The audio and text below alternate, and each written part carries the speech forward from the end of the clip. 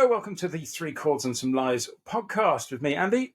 And me, Jim. How you doing? I'm all right, Jim. How are you? Yeah, very well, very well. Bit of a decent guitar-based week this week for me. I've pulled in a G&L ASAT Telecaster as part of a trade. Now, that looks cool. Quick thing about G&L, in case anyone realises, that when Leo Fender sold Fender to CBS in 1965, he was restricted and wasn't allowed to do anything to do with guitars for 10 years or something to that effect. So he was a consultant for Music Man for a bit, and he built a building on Fender Avenue in Fullerton in California, and he started his new venture, which was G&L Guitars, which is George and Leo.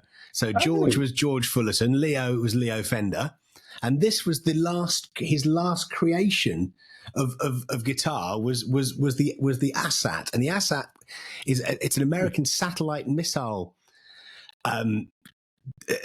sort of program of some description, which obviously needed something that sounded like a Stratocaster, and he sounded like a Telecaster, so he wanted to sound it cut because Fender were making terrible guitars in the 80s, and he was just like, well, look, I'm going to make better ones. So this is where these come, and they're brilliant. Honestly, this is, it's not custom shop, but this is about as good as any off the peg sort of Fender would be. Really, really high quality stuff, very special pickups, all sorts. But I'm not going to spend a whole episode talking about G&L. We're not going to. We've got a whole special thing. Yes. This is the kind of conversation that Andy and I would usually have over a beer in a pub, but we thought we'd have it with you guys instead. So we thought we would, and it's off the back really of last week. It is, when we ended up going down a wormhole when we were talking about the most important guitarist or the most influential guitarist. And we ended up on Mark Knopfler, basically. Yeah, we thought we disagreed, and we ended up thinking, agreeing. Actually, no, it's probably is Mark Knopfler at the end of the day. Yeah, and that's that. Exactly. So with that, we decided that their greatest selling album, correct me if I'm wrong, one of the greatest selling albums of all time is Brothers in Arms, which is their... It was indeed, yeah. I don't think anyone didn't have this in 1985. I think literally everybody bought it. I think it was issued, it was certainly issued with every... If you ever bought a CD player, I remember it would generally come with it, with potentially, I don't know, maybe, I can't think of another release of that year, but that sort of thing. It was so intrinsically linked to the launch of the CD player and the sound and the digital quality of it. But it's also a phenomenal piece of work. So we thought we'd discuss it track by track, line by line, and give our thoughts on it, and an album that's basically changed our lives, and see what it genuinely did. I think it did change people's lives because it is an album of its time. Yeah. But it is also, there are other 80s albums where you listen to them and you're like, yeah, don't stand up. Also, but it still does. Still stands up today. You listen to it now and you think it is beautifully crafted. Every single track, every single track has got its huge amounts of merits. We're going to discuss why and how and what later on. But without further ado. Yes. And Andy's got the track listing here, and I do know it. It is ingrained in the back of my head, but just to we're going to put Andy in charge of that. Well, because I need to actually remember exactly what the track listing was, because I actually hadn't listened to this album for quite a while, and it was really nice listening to it yesterday. Me too. I had a good listen to it, and it's just like every track. Well, I messaged you, didn't I? I just went, "Geez, this is good." Yeah, it is. You just forget. We must do some other monumental albums as well, and do this because this is good fun, and we are inspired a bit by the Andertons doing Reckless for Bryan Adams. Yeah, exactly. I think that was a great vid. It was a great vid, but this is a far superior album. So they've got a lot more. They've got a lot more followers than us. So we thought if we do a far better album, maybe some more people will listen to us. But there we go. That's what they might do. We can only hope. But what we can do is bring this in and see what happens. So the first track is So Far Away. Yeah. We're going to play little bits through the microphone. Yeah, so you can get just as a copyright. And a place marker in case you don't know which one song we're talking about. It should be also almost instantly recognisable. Absolutely.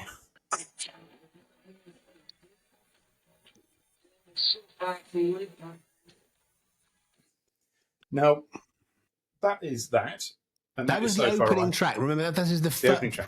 This is quite possibly the first thing most people would hear Yes, and it about might have Dire been the first. I mean, probably Money for Nothing was the first thing that probably people heard from Dire Straits in that era who hadn't heard them before. But this was the first thing on the album. Now, what do we think about this song? Well, it's a sort of a missing somebody song, isn't it? It's it's a little bit whiny, but it is a bit whiny, but it has got a really nice chug to it, and it gently goes round and round and round and round and round, and there's an air of melancholy about it, but it's just done.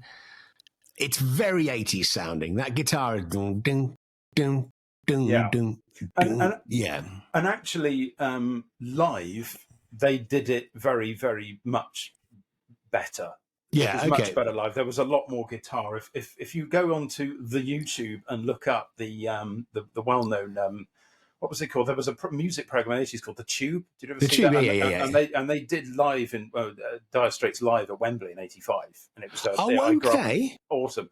And the live version of this was the guitar playing was unbelievable on this tune. It really transformed it. So, well, there's a lot of talk of Knopfler being in the studio, being fairly bored with what he was allowed to do during the whole recording of this album because he had to wind it back. But on stage, Mark Knopfler was never, or is never, one for winding it back. So no, he definitely wasn't back then. He used to sort of absolutely sort of send it when when the cameras are rolling and the live stuff came, and you just go, "Where did you get all this from?" And you can see him surprising himself. And I've said that before as well. Watching the video, he just goes, "Whoa!" And I can just see him. Yeah, he's awesome. And this is a sort of good song, but it's a little bit. It's quite Dylan-esque the way he sings this. He's like that kind of, Dylan used to sort of drive up a ramp to get to a note. Yeah, downy uppy, but it's a very easy song to sing because it's very low and I've always liked it,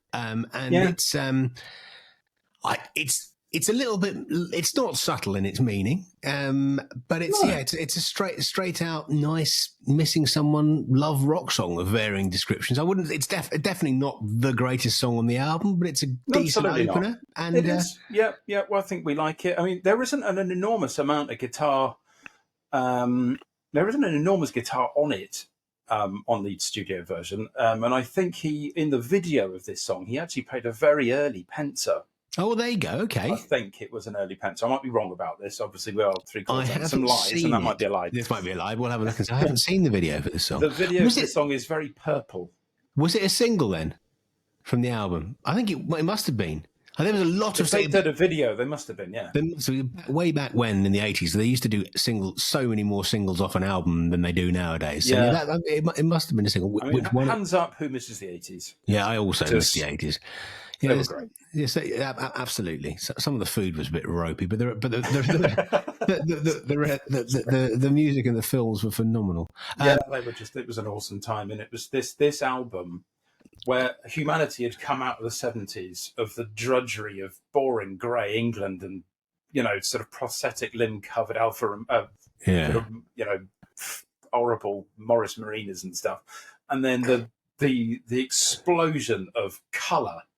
Yeah, was the MTV. 80s. Yeah, the MTV and all the people and the fashions and the mad hair and the mad clothes and the music went mad and everything. It was just bonkers. Yeah, it was like an 80s version of the 60s after the war. It was another big explosion of boredom, war, desperation. Oh, massive stuff, mad things in the 60s. Oh, we're going to calm down a bit. Oh, we're going to go mad again in the 80s. Yeah. And I think a massive symbol of that was this album, definitely. And this album was, this and the Joshua Tree were just. I mean, this came out of an 80s mentality, and the Joshua Tree didn't. And we are so doing the Joshua Tree. Yeah, I know. Educate you, young man. Yeah. But I've got thousands of guitars here today because we're gonna play some guitar today as well. I think. Because there's a great lick on one of the songs later on, which I flaming love it. On every single one of the songs, there's a great lick. There is great. I don't think there is not a track on this album that doesn't have a great lick. Even the one that isn't a guitar lick, which I know isn't your favourite. We'll talk about it in a minute. In a minute, there's two which aren't guitar licks. One is a sax lick, one is a keyboard lick, and both are so iconically brilliant. Yes. But anyway, continue on. Otherwise, we'll continue on. Yeah. Okay, so there we go. I'll look for the next one. Yeah. Okay, so our next track or not our next track, the next track on the album. Track 2. Track 2, well... Yes. What can we say? What a second track. Strange as to why they didn't put this as the first track, I don't know. But I'm sure someone in their wisdom somewhere decided the reason for this. But yeah, I mean, I've had a bit of a guitar change here for reasons that will become obvious shortly. For those of you who've either been born in a cave and don't know what the second song is, I'm going to play the beginning of it for exactly the reason from before. Hang on a minute.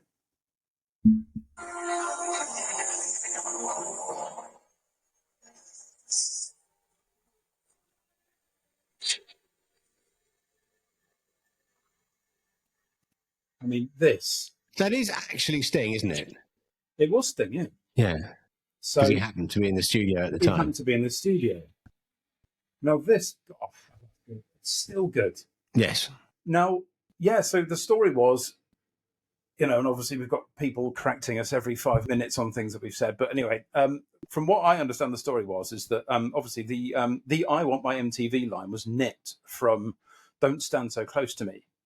Right, I didn't know that. Okay, cool. So the "Don't Stand So Close to Me" was that version, and because the police that makes sense. Okay. Yeah, the police re-released that tune in '86. And it's that version. Well, it isn't that version, but it's almost like Sting had heard his MTV version, and then when it did the thing, I don't know if that's true. Probably isn't, but Mark Knopfler said, "I've nicked this line from you, Sting," and Sting happened to be there, and he said, "Well, come over and sing it," and he did. And weirdly, it doesn't sound like Sting. Really, at the end, the E bit at the end, a bit. But the first bit, I thought it was the guy that does it live with but it's not him. It is definitely Sting that does it on the album. And I think it was one of Mark's keyboard players. I think it was. It wasn't Guy Fletcher. It was. What was his name? Alan. I don't know. My brain's gone. But anyway, I think it was Alan. I forgot his name.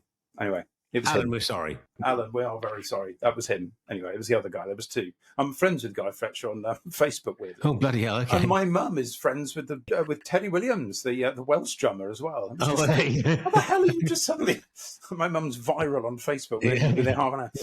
Anyway, so this is one thing, which we've talked about, a little bit obviously before because it inspired everybody to do everything. Now, this talking about the 80s, when you listen to the build-up for this. It is so 80s in a good way. It was the emergence of technology. It sounds like the emergence of thought and technology. And guys, so good. Yeah, the drums are awesome on it as well.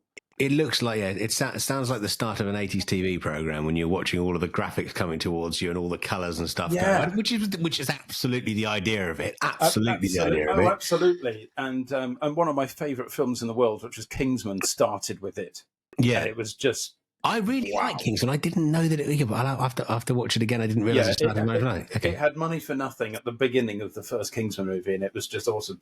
And then, of course, we've got.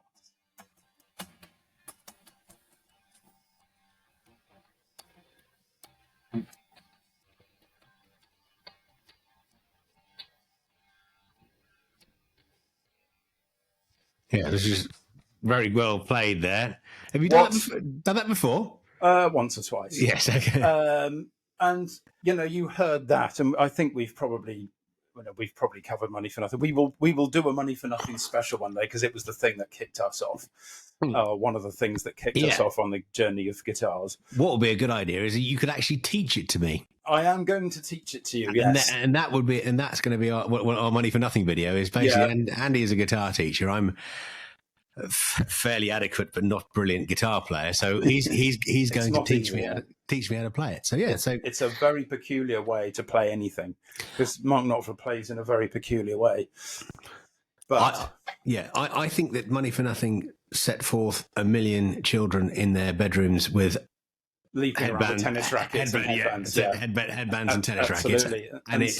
And it's just one of Mark Knopfler's observational things. And he was noting, he was in the back of a store in New York, A TV shop, wasn't it? shop, wasn't it? Or just like a white goods shop, and there was MTV on, and he was just writing down what these two bozos were talking. You know, they were just saying, that ain't working, and that's the way you do it, and all this stuff. Yeah, and it was just things that he wrote down. He literally went to ask for them and said, "Can I have a pen? Because I need to write this down," and literally just wrote down what they said. Because it's money for nothing. People were earning money for nothing. Yeah, absolutely. Yeah. And the video is phenomenally good as well. Obviously, it was like the emergency of VR, wasn't it? It was like virtual reality. It was like this first 3D thing that no one had ever seen before. You know, it was really pioneering at the time. It looks awful now, but it was brilliant. Was it not the first video shown on MTV Europe? I'm pretty sure it was the first video shown on MTV Europe. It might have been. But there we go. Might have been. It might have been. I really don't know. We will check that out anyway. But that was Money for Nothing, and a fantastic tune. The fact that stands the test of time so beautifully well, forever and ever and ever, and always will. That because when he kicks in, it's the cocked wah wah pedal, isn't it? That adds that little bit of nasal honk to it. It was literally just on, apparently, and just a tiny bit of extra honk, which is gives the harmonic on the 10th note. Is just. Yeah, is there was two harmonics. There was that one, and then the second one was that one, which no one ever plays on YouTube, which is because YouTube drives me up the wall with people trying to play this song, and all of them have got it wrong. And we're going to show people how to do Money for Nothing. It's coming up. We're going to show you how to play Money for Nothing properly, the real way. You're going to show me how to play it, and everyone can watch, which is going to make it even more entertaining for people. Absolutely. So that's cool. So to the end of that one, which we could go on about for days. What is track 3? What is track 3? No, I think. What is track 3? Track 3 is, I think it's Walk of Life, isn't it? I think it's the Walk of Life as well, because the beautiful irony of the Walk of Life is that this is the song that I first heard. The second Dire Straits song I ever heard. The first Dire Straits song I ever heard was The Rubbish, Twisting by the Pool, but we've already made comment about that. Yeah, we'll just scoot past Twisting by the Pool. Exactly. So this. But this, for me, I remember it was on the radio. So I think this may have been the first single from the album. I don't know. You'd have to check. But I think that this was certainly on heavy rotation on the radio. And this is when I noticed in my dad's... What did he have at the time? I think we talked about this before. A Vanden Plar MG Metro. I remember seeing the words Dire Straits. And I was obviously able to read because I was I'd have been 85. I'd have been 7 or 8 or whatever. Easily. I'd have been 8, and I saw that, and I thought, oh, that's this band that played that song that I really like. And I figured, I looked at the track list, and I thought that must be Money for Nothing. I don't know why, but it must. And I listened to it, and I thought, fast forward. Yeah. And then I heard Money for Nothing for the first time, and then just literally thought, what is this? And then never even thought about that Walk of Life again for weeks and weeks, and then it came on next. It was a lovely little synth hook. That's the thing. This is the synth nice little harmony. Yeah, absolutely. And the walking guitar. It was just cool. Yeah. Yeah, so the walking guitar was basically, he played it on his, I think he played that on his famous red Schecter Telly. I think he played on the Schecter Telly. It definitely sounds Telly-like. I think, it's definitely a Telecaster, and he has always played a Telecaster live on it. But it's basically like a little kind of, where we've got to select Telecasters. Rock and roll shuffle. Yeah.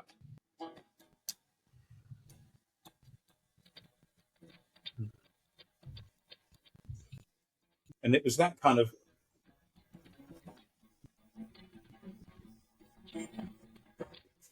it had that lovely kind of little country vibe to it. And there was it was a massive hit. Yeah, massive, yeah. It was just, of course it was. It was on Brothers in Arms. Yeah, and it's fundamentally Johnny Be Good. Instead of going by the railway track, it's Here Come Johnny singing Oldies, Goldies, Me Bopper Lula, Baby. Yeah, so it's... Yeah. It is, absolutely.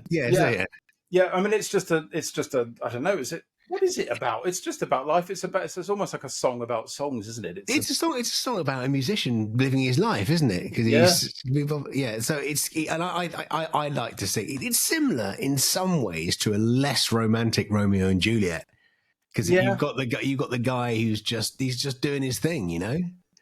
And he's singing oldies goldies, Bebopalula baby. Yeah, it's great. Yeah. So yeah. Mark Fantastic Knopfler's, I mean, his lyrical stuff back then, it was artistry, it was paintings with words, it really was. I think absolutely great. We'll definitely have a proper look at Love Over Gold as well. Stephen, so we started this, we need to, because that's the one for me is lyrically is the best, in my opinion, that album with Telegraph Road, Private Investigations. I think lyrically that for me, well, look, we'll go on to more songs on here, which is the beauty, but I think for me, I think that Telegraph Road Takes Some Beating is lyrically one of the best written songs of all time. Anyway, look, it's not on this album. That's not for today. Banned. Yeah, absolutely. That is absolutely banned. So now I've got to find the next track. I mean, Walk of Life is obviously it's massively well known. People know it very well, so we're not going to get too many copyright strikes. It's a pop rock and roll song, and it's great. Yeah, absolutely. So just give me a second. We will find the new one. We'll be back in 2 minutes, folks. Our next track is Your Latest Trick. Now let's have a quick listen. Yeah.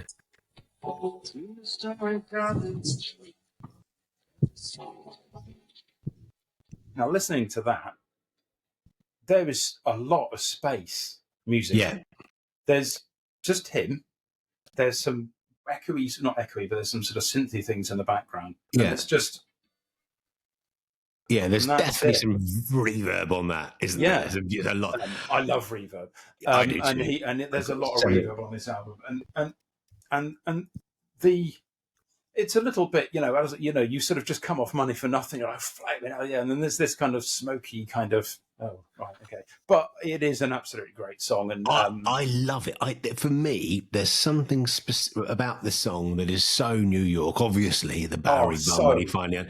But when you finally understand, and you can just, I think, it really speaks to me. This one, it always has. The saxophone is iconic. It's more iconic. Great.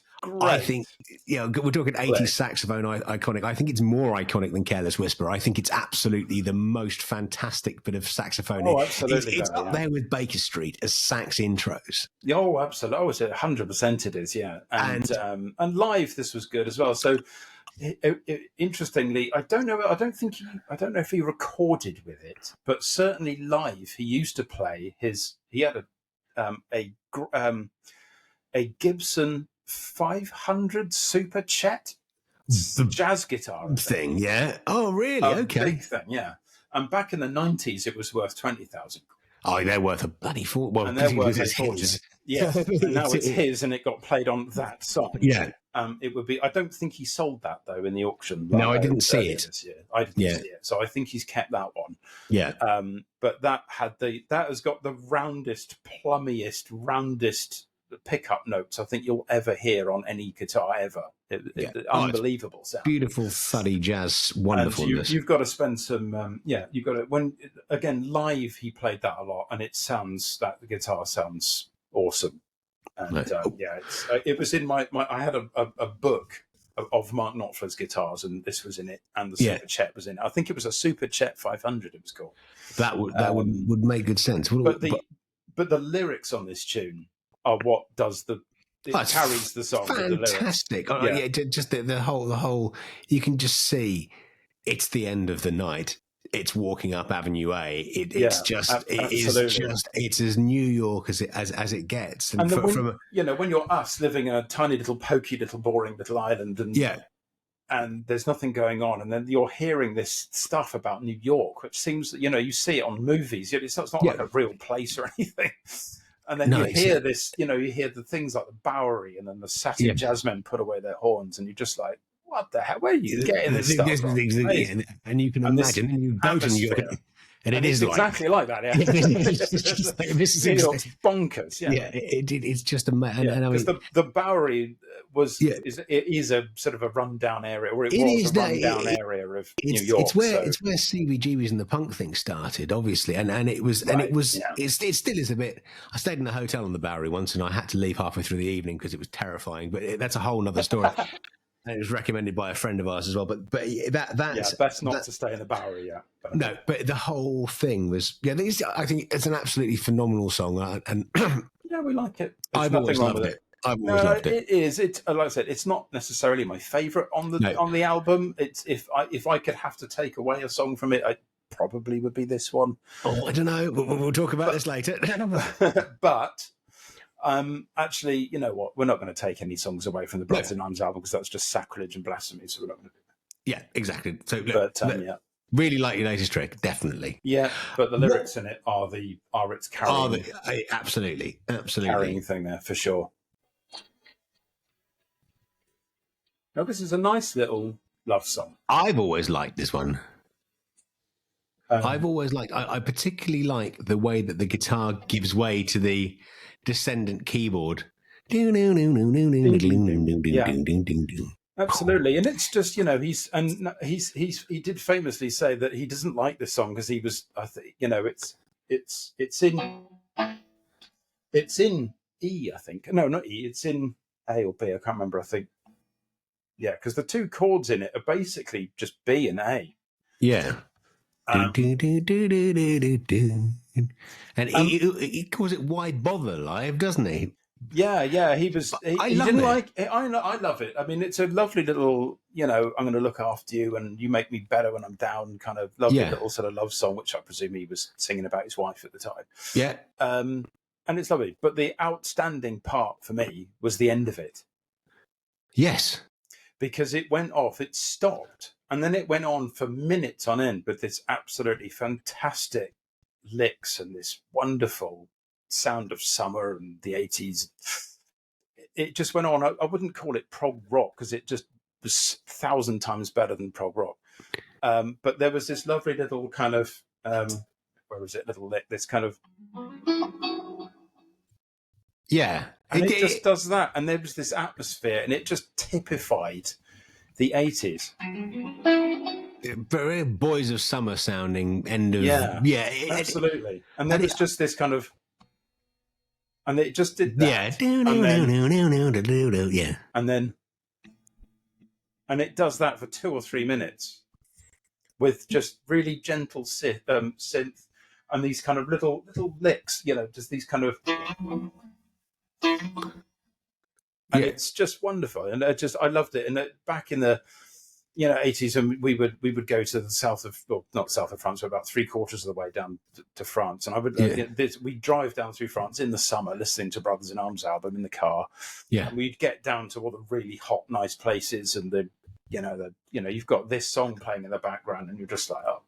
This is nice. This is holiday. This is. Yeah. And when I was listening to it yesterday, I don't know how it was like for you because you're a little bit younger than me, but I think this was just at the time where we were starting to sort of get into the girls. Yeah, for me, I was definitely a little bit young. You were a little bit younger. You'd have been 2 years above me. So but it was. And I don't mean this in any kind of crude way, but this is when you're a young boy, and then suddenly girls who are just irritating, and then suddenly they're like. Actually, and this album was alongside that, and there was, there was a bit of, sort of sexual stuff in this album. Well, there is, but there's also a lot of, and it's the romance more than that. I think there's romance, and there's and it's quite in your face. Girls could be good.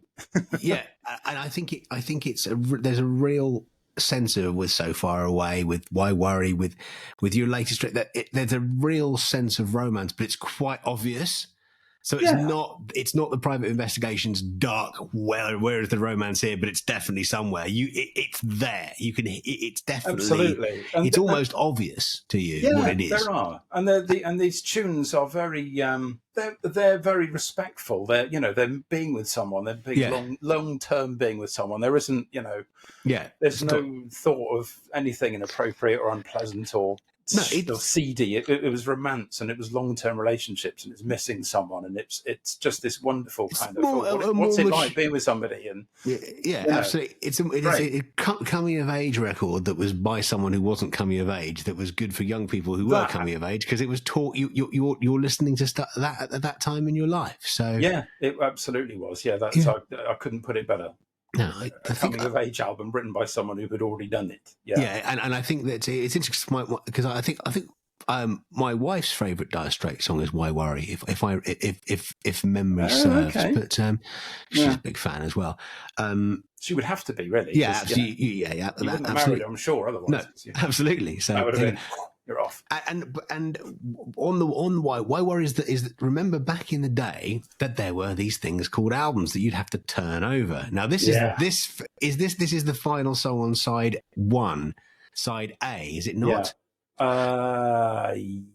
Yes, maybe it is. It is. Actually, no, it is. Yeah, because it was long. This song. It was like 5, 6, 7 minutes. So you would have got to the point of like, and you probably, it would have come to the end, and that's one side. So you'd have been sitting drinking your coffee or your baby sham because it's the 80s or whatever you were drinking, and your Tia Maria and your Tia Maria or Dubonnet red. Dubonnet, yeah, Bonnet de douche. Yeah, and at the end of that, you'd have had to have got up and changed the record. Yeah, you'd have to have flipped it over, or you had to turn your tape over. I remember when CDs first came in. Yeah. And my dear old mum, bless her, she said, you have to rewind them when you're finished, because all she'd grown up with was either records on a turntable, flipping them tapes, over. and we had tapes everywhere. Everyone had tapes, so she didn't know what a CD was. It was just another form of music. And do you have to rewind it? It was like, no, I had my copy of this was on tape. Most definitely. And mine, yeah. And we've spoken about this already, but I lost mine. I think mine broke. Yeah. And then I had another one. Then they reissued it on a clear grey plastic tape, and I had that, and I wore it out literally. And then one day I put it in my little tape player, because when you're just in Britain, and this is not our island specifically, but when you're in Britain, you're in this sort of rainy, cold, kind of dull place, and you put a tape in, and when you're a kid, you're transported to these places, New York and America and far away, and you're just like dreaming of what you might go and see them one day. And these tapes were connecting you to these worlds. Yeah. And it took you away from school and homework and bullying and all the other stuff that went on. Yeah. For me, at least, anyway. And you were somewhere else, and you could sit there. You could pick a guitar up, play along with it, and you were, you're 4,000 miles away. Well, I absolutely remember from going on holiday with Andrew Dobson when I was a kid, having Brothers in Arms and Alchemy Live on our very large plastic Walkmans, with our rubbish old headphones, and they were terrible, weren't they? Yeah, I think it was $9.99 from Boots. My Walkman was, but I only had a fast forward; it didn't have a rewind, so you had to flip. Yeah, but it was amazing. Tapes. But my tape of Brothers in Arms, eventually I wore it out, and weirdly I put it in my tape one day, and all of the songs had gone. Yeah. It was just the backing tracks were left on the tape. It's worn out. Okay. I don't know how that works. No. But the vocals had gone. So you could hear all of the background going. And the rest was the vocals white. had gone. So you can do that with AI programs these days. Yeah. And there's a really good, actually going back briefly to Money for Nothing, there's a few things on YouTube where people have removed everything and just left the guitar. And if you YouTube, look on YouTube and just go Money for Nothing, just guitar, it comes up. Wow. Isolated guitar part or something, they tend to call those things. Yeah, literally just the guitar part, and that needs to happen with more things, I think. But yeah, this was a wonderful transporting song, actually, and actually, other than Money for Nothing, this is the end of this song is my favourite bit on the album. Well, there you go. Interesting point. There's so much on it. So much on here. Absolutely, so, we could do a podcast literally for 6 hours talking about this. On every single song, we could do one with that, but we're not going to do that today. We will plunge headforth into the next tune. Track 6. It's called Right Across the River, and here it is.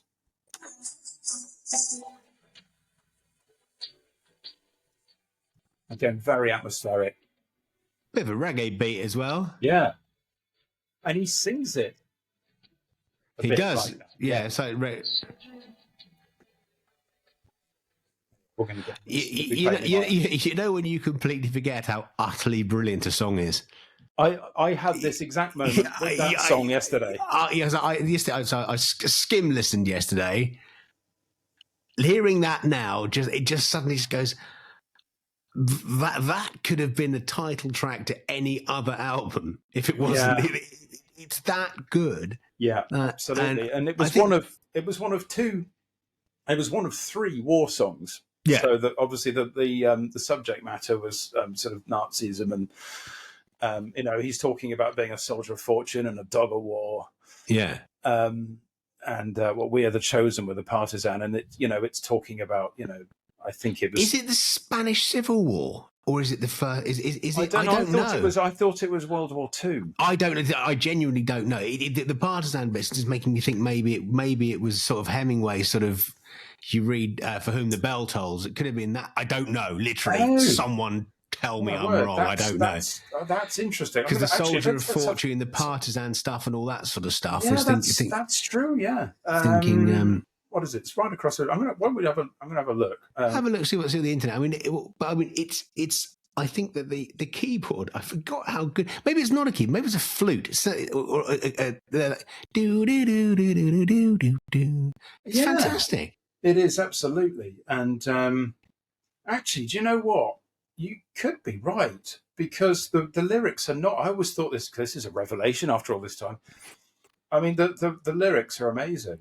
They are really great lyrics. Because he's riding across. It makes me think. And he says, and they sing as they march with their flags unfurled. Today in the mountains, tomorrow in the world. I reckon it's that. I reckon it's the Spanish Civil War. I reckon it's based on For Whom the Bell Tolls. So yeah.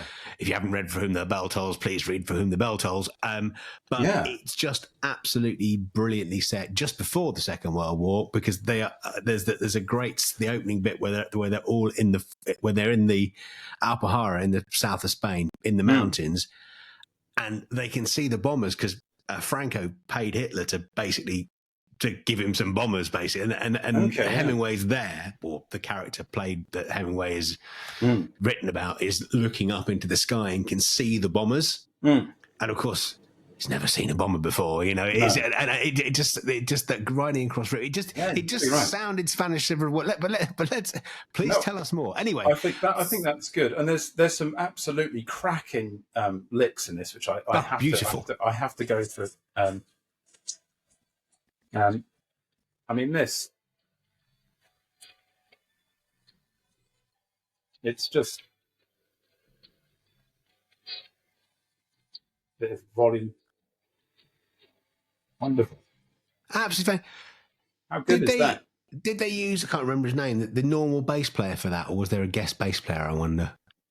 I don't think so. I think it was John Ellsley all the time. John Ellsley, because obviously he's a phenomenal musician and bass player, and still by Mark's side now. When we saw him, he was on the bass for him, but But I was thinking maybe it's got a little bit of Sting reggae. Maybe if Sting was there, you never know. Maybe you never know what they were, because they recorded it in Montserrat, didn't they? Yeah, and that's where he was. So nice and warm. So I think that the iconic image of the National Stylo guitar, which we covered in our previous podcast, was the Montserrat sky. That was them. They filmed it. I believe there we go. That would make perfect sense. Yeah, this is all blue with the clouds and the pink and and iconic. I mean, blue and pink. Who thought that was going to work? Oh, yeah. It literally defined the 80s. And it defined the entire 80s. Everyone's living rooms and bedrooms from there on in, with light greys, light blues, and pink lines. Yeah, absolutely. So I'm going to find this. I'm going to find this lick. Just bear with me. Yeah, no problem. We can cut a bit. Well, yeah. Oh, that's the end of it. I've gone past it and I failed. Now, where is it? That's the trouble. No,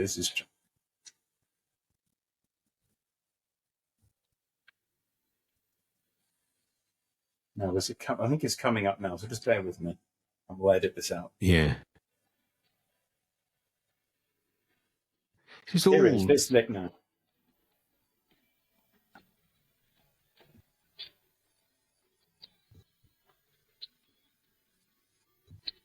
It's beautiful, and you know, absolutely love that lick. It's so nice to play. I'm going to play. It was fully improvised. He was just sitting there going, "Oh, that just came up. That'll fit. That'll fit."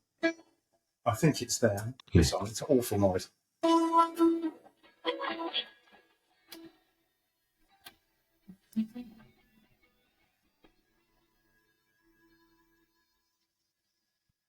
Lovely. This thing, yeah, wonderful. That's my, other than Money for Nothing, that's probably also my favourite lick on the album as well. Well, there you go. This is why we do this deep dive, because I would never have spotted it, thought about it, or anything. So no, there's some wonderful.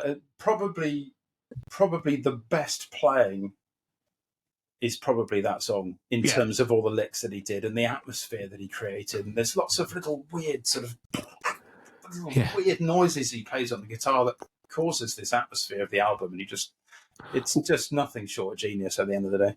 Well, the weird thing is that I would probably have said yesterday that this was my least favourite song on the album. And I'm absolutely wrong. I'm absolutely wrong. You're a bit wrong. It really. I'm now really struggling with which album, what song I don't think is that. I don't know. So there isn't one. No, there is one. I'd have to say my least favourite is probably Walk of Life now, but you've got to give it the fact that it introduced me to Dire Straits. So anyway, look, let's continue on. What is track 2, side 2? 2. Yeah, what is it? It is. Oh, I think it's. Is it Man's Too Strong? Now that was definitely about World War II. Yes, absolutely. Where is it? Yeah. I love this song. Yeah.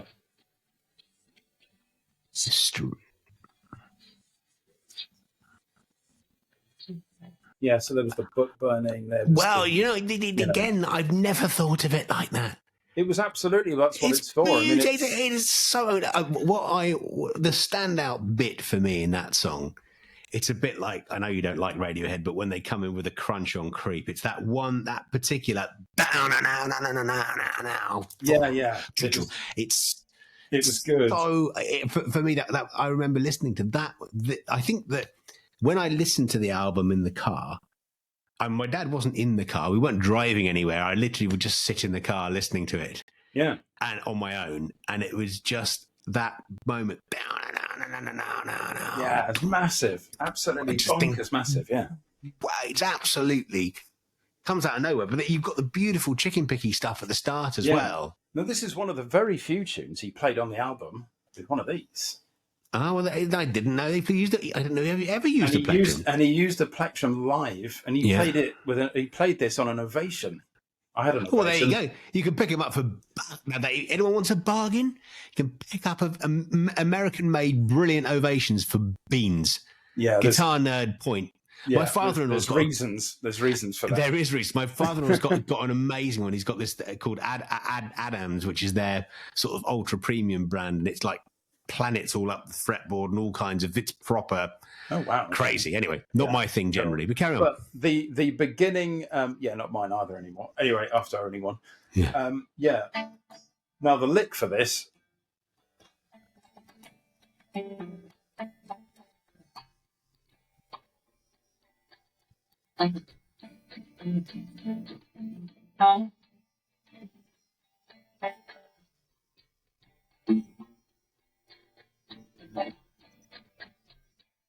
I mean, another round of that's phenomenal. Well played as well. Isn't it wonderful, though? I always thought that was funny tuning. It's not, is it? It's just very well played. It's standard tuning, and it's just, I mean, how conversational is that? You know you're in for a treat here. You know you're in for a story. Yeah. And I'm just an Asian drummer boy in the wars I used to play, and I called a tune to many a torture session. Yeah. So it's like an escaping SS officer or something, and it's the whole story. Because obviously, isn't it? Yeah, because his father was Jewish. Yeah, of course. Knopfler, and he escaped the Nazis. Yeah, I listened to that. That was on the thing this morning. He was born in Hungary, wasn't he? And his father was. Yeah, he's a Hungarian too. Yeah, and he escaped them. Yeah, and Knopfler was then born in Glasgow, which I also didn't know, but that's by the by. But, he was born in Glasgow, and then I didn't know that. Right, then they moved. Oh, yeah, this is. I was doing a little bit of pre-research. You certainly have. Well done to you. But that makes perfect sense. Of course, that's what it's about. I'm going to have to listen to all of these again, and I hope all of you do as well. Absolutely. Yeah. And the lyrics. If we just quickly delve, because we have to delve into the lyrics on this one, we're just going to, because it's just so good. I wrote Ride Across the Rover. That's sort of, that's very weird. Anyway, this is, what's this called? The Man's Too Strong. The Man's Too Strong, yeah. and of course the man being one Mr. A. Hitler. Well, it is, and I didn't realise that either. Oh, well, there you go. Well, yeah, I mean, let's have a look at these. These lyrics. So now they say I'm a war criminal. I'm fading away. Father, please hear my confession. So he's escaped, and he's like, So I've legalized robbery, called it belief. I've run with the money and hid like a thief. Rewritten history with my armies and my crooks. Invented memories. I burn all the Nazis were burning books. Absolutely, and they were stealing art. Yeah, absolutely. More intolerant left drivel is still going on. And I can still hear his laughter, and I can still hear his song, and the man's too big, the man's too strong. It's like I couldn't go against the power of Hitler. No.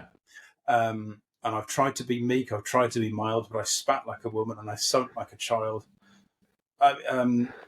What's the other one here? And then it's... So, and I've lived behind walls that have made me alone, striven for peace, which I have never known. No. Yeah. And I can still hear his laughter, I can still hear his song. The man's too big, the man's too strong. So it's almost like the confession of an SS guy. That's the person saying, yeah. So it's a weird thing for Mark Knopfler to write about this guy who persecuted his father and would have killed him without a second thought. And he's almost...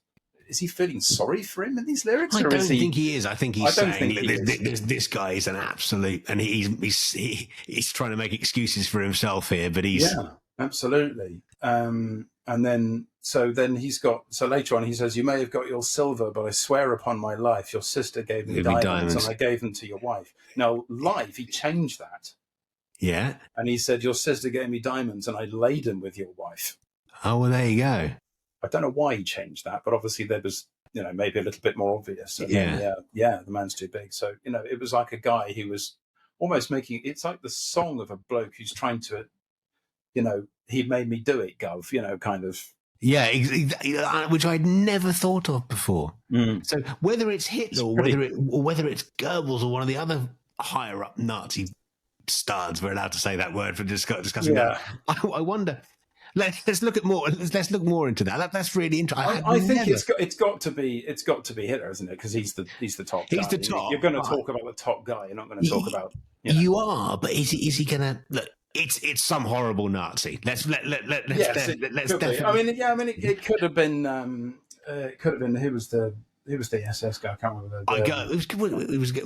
Goebbels was one of them. Himmler as well. It was that. Yes, it was Himmler who was the head of the SS. So it might be him. I'm wondering whether it's like it's a definitely they made me do it. Yeah, it is. That is. I did all this stuff, and I mean, it's just such brilliantly clever lyrics that you know. I think most people probably listened to this song, just listened to it and did it and didn't even think about it. No, exactly. But all played, on this thing. But then also behind that, we had the National was being played with Slide on it. Yeah. And we had, and this massive, like you said, this massive crashing, bang, bang, thing. Brilliant. Anyway, we had to do a bit of a deep dive on that song because I think it's one of my favourites on the album. Yeah. And there's some great lyrical ideas in there. The guitar playing is absolutely phenomenal. It's just total genius all of the time. It is indeed.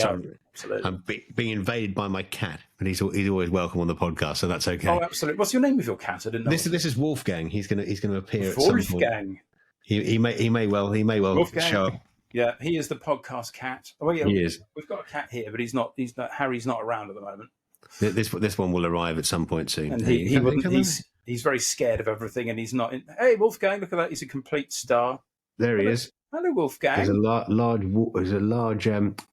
Is he Maine Coon? He's a ragdoll, which is almost as big as a Maine Coon, but not quite. Yeah, still too fat to jump though. So there you go. See, real men have cats. End of story. Right. Now, only doing that to upset my brother. Right. He also likes cats. Yes, he does. It's a gentle rib tickling.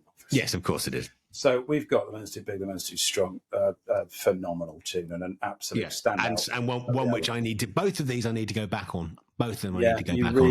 You really do, because actually, I mean, I'd sort of known all this stuff for years because I'd read interviews and read things about it, so I knew the subject. You see, it's one of those ones. This is why we're doing this. because Absolutely. I went on YouTube this morning and there was no information about it. So now there is. Very little. Yeah, this is your go-to. You've got me, haven't you? Yeah, this is your go-to podcast about Brothers in Arms, which is the idea. We hopefully it is. Yeah. Absolutely. Is it Warm World? Yeah. Yeah, this is a good song. Look at that. Blues, wonderful. Yeah, it's really a rock, quite heavy and rocky. Yeah, it's a good rock song. Yeah, and some great guitar on it. And it's very simple. It's not. I don't think there's any depth, particularly after the depth of the last two tracks and the depth of what's coming. Yeah. What's coming? It's kind of a. It's almost a throwaway rock song, but it's a very good throwaway rock song. Yeah. I can't get no sleeves for my records. Can't get no laces for my shoes. Can't get no fancy notes on my blue guitar. Can't get no antidote for blues. So you've got the it's just a song about playing the guitar, which is, I don't think it's any more than that, isn't it? No, I don't think it is. It's probably not that deep. I mean, he's written this unbelievably deep song. I mean, it's like, let's just chuck in a rock song for that. Then you've got everything up a bit. You've got the last bit, which is what I wish we could find a way to be one world in harmony. So there's definitely some kind of, we want to bring all this shit together. Absolutely. And so maybe it is a lot deeper than we think. Maybe he's going through all this, just like, do you know what? I just want to bring everyone together. Really, that's all I want to do. So maybe that's time. And I think it's got some great guitar in it. It has got some great guitar in it. I don't know what guitar he used on this. It sounds a bit Les Pauly to me. Yeah, it could well have been the 58. It might have been the 58. Yeah, because I think that was used extensively on this album. Yeah, and because remember, it was a reissue, wasn't it? It was a 1981 made reissue of a 58, or was it a 59? It's the one he sold anyway, which was a ridiculous thing to do, but it was definitely one of the very first R series Gibsons on that he used, because okay. But so this is where your knowledge kicks in a lot. Yeah, exactly. I'm not a Les Paul obsessed lunatic like that. No, I am, and I went to I went twice to see the exhibition. I know. The first time I went, I literally walked past it. I was in between client meetings, and I was walking along, and it was there. It's like, can you actually go in? And you can, and I was. I can't. This is one of that. That was one of those times I really, really, really hated being here because I couldn't get there to see it. Well, the thing is I wasn't meters or feet away. I was centimeters away from these guitars. They were just, and I didn't out of respect, but I could have just. Yeah. I mean, my brother went as well, and I think he FaceTimed me from there, and he actually got a signal inside, and he was walking along, and this thing's sitting there. And I'm just that was, and there was a lot of. I mean, for me, I think really, really. Guess, and I bet you won't be able to guess which one my favourite guitar that I saw at that show was. It's you. It has to be one of the Les Pauls. Nah. It wasn't a Les Paul. My favourite guitar I saw at that show, the one I thought that if I could have any of these guitars, which one would I have? You wouldn't have chosen his money for nothing, Les Paul. No. Are you ill? No, I know. I would have taken the Schecter if I could have taken any of that. I looked at that. That and would have been my second guess. I thought that looks like it plays and feels so great. It will, yeah. So that but they were all there, and it was lovely. It was amazing to see them. And I said the second day was the day that Jason Isbell was playing in the UK, and I knew you had a good weekend. Then I did. I met Jason Isbell later that week, but I went down to the Knopfler exhibition again because I was in the area just to see maybe he might be there. Isbell might be there, and I might get to meet him at them. It was one of those. But it was fantastic. It was a hell of a thing. Mary Spender of YouTube fame, she got to play his guitars, and I was so jealous. Yeah, there was. They were. I think. How can you just walk in and just sat there playing his Pensa? And I was just like, honestly, it was so lax. It really. I think the people that went there have respect. Yeah, that people were going there who they knew it was there. They knew what it was there for. They wanted to go and see that, and it was. I mean, it was literally. You walked off the street. In through the door, Sotheby's, I think it was Sotheby's. Yeah, it was Sotheby's, not Christie's. You'd walk straight in, up the steps, and you've got a room the size of a football field full of guitars. And it just on the side, and then you've got a little stage that had the 59 and a couple of the other guitars, and I think I saw there was those. loads of crazy stuff, loads of old Japanese. I know Wayne's a massive fan. There's old Japanese Taiscos and all kinds of crazy stuff. And there was some weird stuff I'd never even heard of. It was one, and I hope that they'll do another book, like up to date book of everything before. Maybe I don't. Who knows? Anyway, it was one of those things. It was a really nice thing to see, but digressed a little bit. So I the answer is I don't know. It definitely sounds like it's used. There's a Les Paul on that, but which one it is? I think it does. It definitely sounds like that. It's it really is. There is a Les Paul vibe all the way through the album.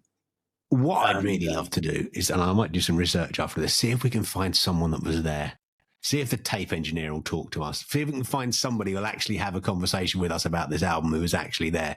Yeah, you never know. I think that would be awesome. We'll ask. There's a possibility of a couple of. I could message Guy or get Mum to message. Exactly. Teddy Williams. There's always some way. Because wouldn't it be cool if you could just have someone who was there just to talk to us? So no, you're wrong. It was this, because there's that rumor that's absolutely wrong going around the internet that the Money for Nothing was played on a 1960 Junior, and it never was. No, absolutely, totally, and completely wasn't.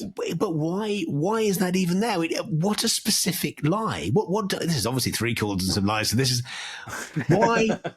If they just said it was played on a Les Paul Junior, okay, fine, that's a lie. It was played on a red 1960 Les Paul Junior through such.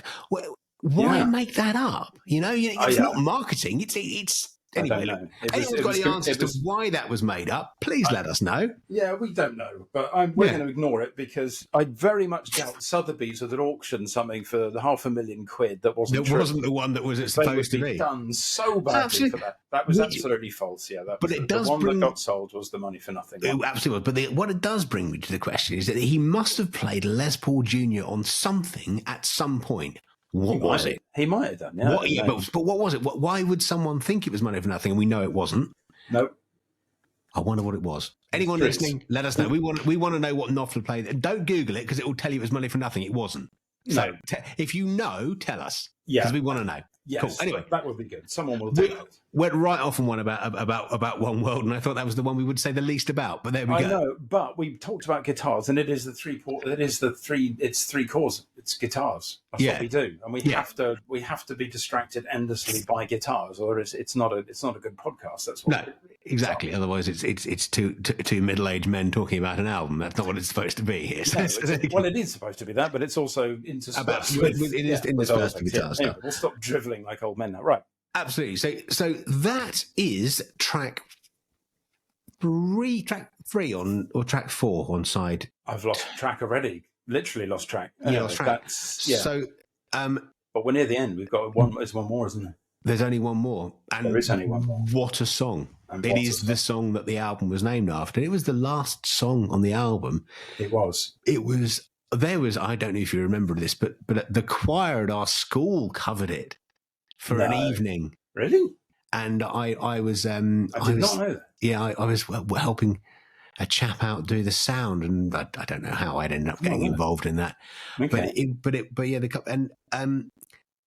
But it's just one of the most incredibly beautiful songs ever written by anybody ever.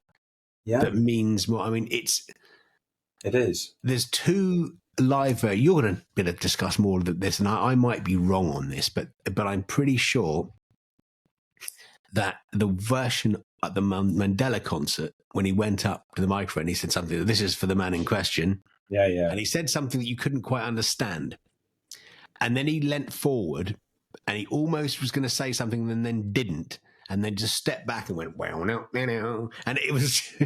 It was up there, yeah. And he also did that at the end as well. And he leant into the microphone and he went. And and I've always wanted to know. Yeah, I've always wanted to know. There's always to know what that was. Yeah. It is, of course, Brother Dums. I will now find it.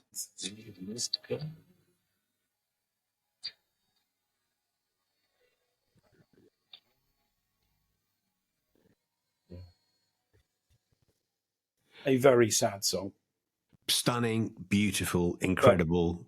But again, on a Les Paul. Yeah. Where is it? Now,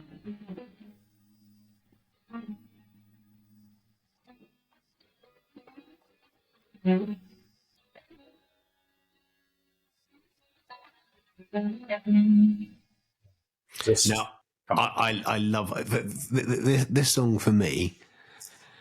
Yeah, it's just so much. It's not just the title song to that album. It's one of the reasons I learned to play the guitar. It's I can do a not correct but the right chords acoustic solo version of it that I'm quite happy with. It's one of the songs that I enjoy playing the most, and one of the ones I enjoy listening to the most. And obviously, the lyrical content is amazing. My favourite point in the song is when they go through these fields of destruction, and the drums come in on that. Yeah, and it's Baptisms just of fire. baptism, and it's and it's just anyway. Yeah, checks me out this song. I don't listen to it. It's sad. It's one of those ones. For me, it is a sad, very sad song, obviously, but I kind of find it's almost uplifting in its sort of camaraderie and we're all in this together kind of thing, which I think for me is almost joyous. I know it's a very sad song, but I think I don't want to get too morbid on it, but it's definitely one that I'd like to have at my funeral. Not that I'll be there to know about it, but it's just a real sort of. Yes, I think my dad wants it at his. I just can't wait for that to happen. It's so much fun. Well, look, I think it brings so many people together. I think it's and it transcends generations as well. And I think that it has a profound message in it. What I did find this morning when I was trolling through stuff on YouTube about Brothers in Arms is the fact there's an awful lot of reaction videos. So what's that is basically someone who's never heard of Dire Straits or Brothers in Arms, somebody who's probably in their early 20s, sitting down with headphones on, listening to it for the first time, with no concept. Yeah, and the tears and the sort of, and it's so nice to see those reaction videos to these songs that obviously no one was videoing my reaction to Brothers in Arms the first time I seen it because no one had a video camera, it's an absolutely magic song. It really is, and as a body of work, what this has really done for me today is really make Right Across the River and the Man's Too Strong stand out. Yeah, absolutely. So now I can't say what is the throwaway song. I don't know. Is it One World? Is it? There isn't a throwaway. There is not one throwaway song on this. No, there is no song in here. But we can go have a look at some of the lyrics. I've found them now. So let's have a look. Are you going to choose the one I think you're going to choose? I don't know, but there's the in the middle, there's the, and though they did hurt me so bad in the fear and alarm. Yeah. You did not desert me, my brothers in arms. Yeah. And he said about this, the next line where he says, there's so many different worlds, so many different suns. We've got one world. Yeah, we live in different ones. And he said, everyone has their own different worlds, and just flaming get on. Yeah, it is absolutely, it is all of that, the sun's gone to hell, and the moon's riding high. Yeah, let me bid you farewell. Every man has to die, and it's written in the starlight, and every line in your palms. We're fools to make war on our brothers and us. Yeah, you're right. Gets you. Yeah, let's not talk about this song. No, we needed to do it for a reason, and it wasn't. And look, it is. It's a magic song. It's an incredible album and an absolute work of art. And I think it was his favourite one. I think it's something that really meant something to him. And the album, the video was all drawn, and animated. It was weird, but it was worked. weird. And it had them all standing around with AK-47s and rifles and stuff. And, it was very, very moving. was it 6 minutes and 12-second long single or something? Yeah. Unheard of in the 80s. Which was unheard of, yeah, because everything was supposed to be short and stuff. And he was quite brave, because this is absolutely not a hint of prog rock, because I hate prog rock with a passion, because it's just boring. But this wasn't that. They were just long, meaningful songs that were just epic. Yeah, which in any other world would be a direct description of prog rock, but it isn't. I know it is not. It's they're songs that are of the length they are because they need to be. Yeah, absolutely. It's the same way as I would absolutely argue with anyone who would suggest that Private Investigations and Telegraph Road were prog rock. They're not. No, absolutely not. Absolutely not. Yeah, they are. I've had to. Then you've got Tunnel of Love. There's so much more to talk. I reckon we need to do Love Over Gold. Oh God, we do. We need to do. There's a lot of. We are going to do some. We're going to have to do some albums, aren't we? We're going to. I think that's a nice. The next album we're going to do the Joshua Tree. And you are going to have to do an education on that one. I will then do an education for you on something. So let's the next one. Next one do the Joshua Tree. You educate me. I will listen to it in the meantime. And yes, look, that's been great fun. I think that's bit emotional at the end, but sorry about that. That's kind of how I'd forgotten, and it's only how when wonderful it was, and you listen back and just go, yeah. But then we had flaming Lee Anderson in tears listening to Brian Adams. For God's sake, we can get away with that. You get when you get a song as funny and silly as Walk of Life probably is. Yeah. How was that on the same album as Brothers in Arms?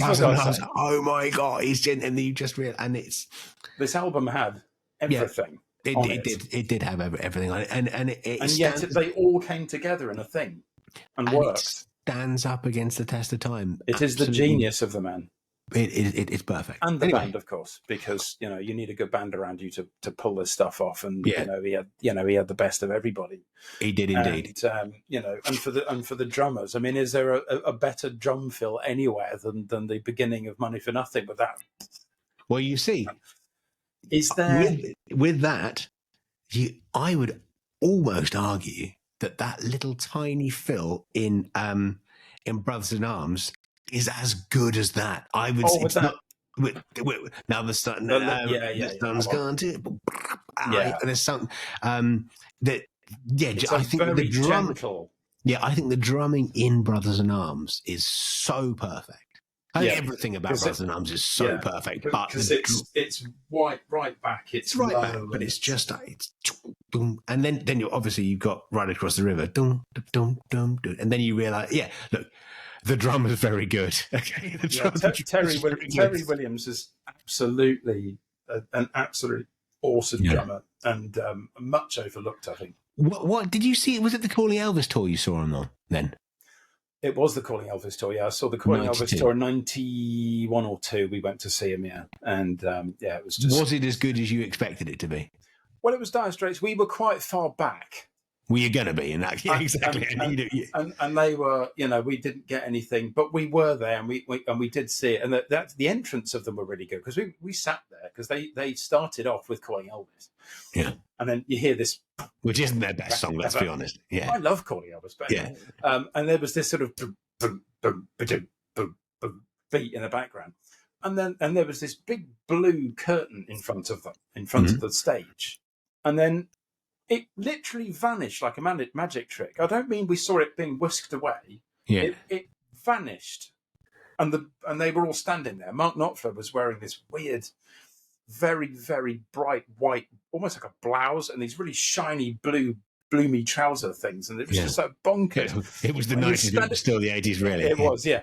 And he was playing his Pensa because he played his Pensa a lot on that album. It's all over. And there's some good stuff on that album. Like Planet New Orleans. Look, I don't even really know it. I need to listen to it. Yeah, it was a good album, actually. I don't know anything about it. There was some really good stuff on there as well. And it certainly wasn't Brothers in Arms 2 by any stretch of the imagination, but there was some wonderful stuff. I mean, he didn't do the solos on the tunes. It pains me to say it, but he didn't when the cameras weren't rolling, the solos weren't really there. They were there a bit like Sultans of Swing was a bit kind of like, oh. It was going through the motions a bit. And it was, it looked like I wouldn't say they were phoning it in, but, the band were giving it everything, but, he didn't. But I think this is not from a mean point of view. I think he genuinely, because I've heard him talk about this in interviews and reading about it, that he said that he didn't always put his twiddly bits, as his wife used to call them. Yeah. And, he would come back and, I've heard him say, that, I came back and he said, I thought the audience were a bit flat and, it didn't happen. His wife said, well, did you do your twiddly bits? And he was like, well, no. And she was like, well, that's what they go for, you goon. Why haven't you done? And I think he'd started then because he was, he was in the middle of this mad tour, but he was obviously thinking about not doing it anymore. And I think sometimes he didn't realise how much people liked them. And so he didn't always put them in. So I don't think it was like he was lazy or anything. But, when he was on these big live shows that, were being televised, he used to absolutely rip the hell out of it. And it was, very grateful. But this is why I then moved on to U2, because live, they never, ever disappointed. They didn't do things for the camera. It was just what happened at concerts there. And that's why, they're, even better from my point of view. It was a great concert because it was, Dire Straits live. I'd love that. And I never will. I saw him with your parents. Oh, you did? Yes, you went. Yeah, because I didn't want to go, or I couldn't afford to go, and they went. And I was like, I think, I don't know where you were, but I went with your brother and your parents, and we saw someone ram raid Chanel on the way home on motor scooters. Great, that was interesting. So much for Brothers in Arms, then, yeah, but it was excellent. So there you go. Cool. Absolutely. Cool. Okay, but it was lovely to chat. Lovely to see you as always. Yeah, that was a good dive on Brothers in Arms. And we went on for longer than we usually do, but it's worth it, isn't it? Absolutely. And we'll be back hopefully next week. We'll be back soon next week, I'd imagine. We will. Talking about some more stuff. Yeah, we will have another one. We will have another one for next week. We will do it. It'll be epic. We hope. Yep. And thank you all for watching. We appreciate every view. Like and subscribe, please. It's good for the algorithms. It is. YouTube likes it. And also, please correct us on anything we've said that isn't correct, because people will. And I really want to know where that Les Paul Jr. story came from. Yeah, I'd never heard of this story, so this is news to me. But where is it? Why did it happen? Was it a misprint? Tell us the story. Yeah, there you go. Okay, and tell us your thoughts. Tell us what you thought about Brothers in Arms. Did you like it? Did you not like it? Was there any songs? Are we wronged? Are there better songs that you preferred, or what kicked it off for you? Was it an album that you heard and you kicked off and thought, I'm going to learn the guitar from this thing? Tell us. We want to know. We want to know. Absolutely. Anyway, that's good stuff. Well, thanks, Jim. Thank you very much. Good afternoon. And we will see you all on the next one. See you later. Cheers. Bye-bye. Bye.